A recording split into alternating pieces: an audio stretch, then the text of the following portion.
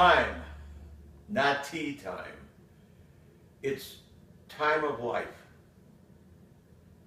I'm approaching another birthday at the end of the month of June.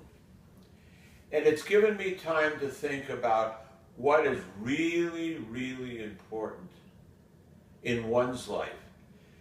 And since I'm the one, it's my life. And what's important in my life? And I was thinking, who are the important people through time? You meet your parents, and you're not sure much about them, are you? Not until it's too late. Not until you get old enough to understand what parents go through. And you know when that happens? When you're a parent. And then, what happens after that? You encounter friends. You're not in school yet. And you see and you run.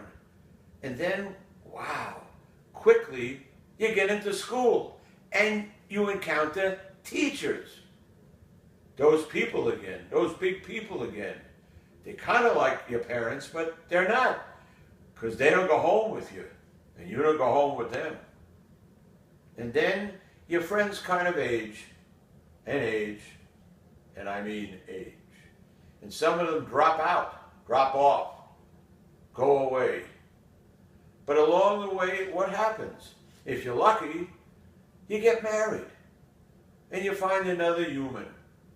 And then you and that other human, your wife, you become parents. And after that, amazement occurs. And what's that amazement? Children.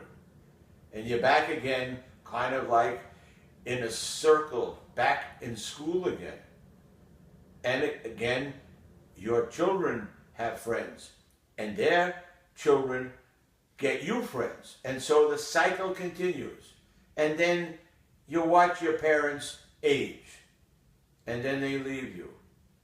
And maybe during that time, you begin to appreciate what they really did for you in the beginning. Boy, time is amazing, isn't it?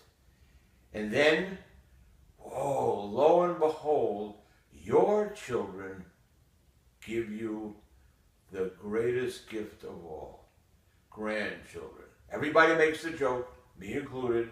Boy, if I had it to do over again, I'd have grandchildren first, and then I'd have children. Ha, ha, ha. That's not true. It's not true. Also, it's not possible. But why I'm kind of frozen in time is that I don't want that much change. When you get to be 83, you realize, slow down. Not to live, not to be pain-free, which are all important, by the way, when you're 83, but not to have it rush, not to have those grandchildren and your children. And in Yiddish, we have a word, kvel. Look it up. You don't want that to rush anymore. And maybe you never wanted it to rush anymore. We always used to say, I remember, let's get this test over with. God, I can't,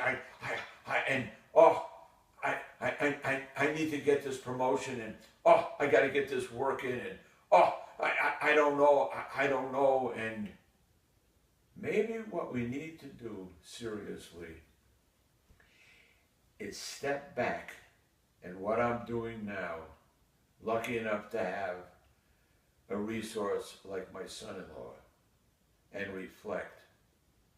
And I want to thank him. So this time will kind of get slower.